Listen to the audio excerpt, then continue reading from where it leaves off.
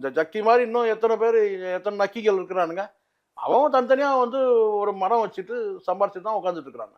நம்புற மக்கள் தான் முட்டாள். வணங்குறியா இறைவனை டைரக்டா வணங்கிட்டு போ. இவன் நடுவுல எதுக்கு இவன் புரோக்கர்? புரோக்கர் மாதிரி.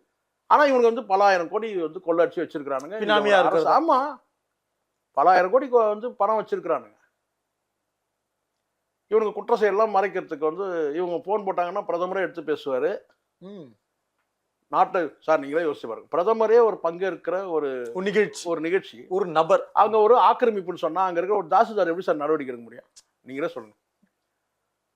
ஒரு விஏஓ என்ன செஞ்சிட முடியும்? அதிகாரத்துக்கு முறைகேடு இருக்கணும். ஒரு கலெக்டரை என்ன செய்ய முடியும்? பிரதமரே வந்து நிகழ்ச்சியில பங்கேற்கிறாரு, எப்படி அவங்க நடவடிக்கை எடுக்க முடியும்?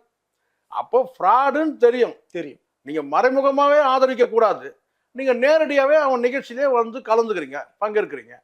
பூர்விகா அப்ளையன்சஸ் இப்போ பிரம்மாண்டமா OMR துறைப்பாக்கத்தில்.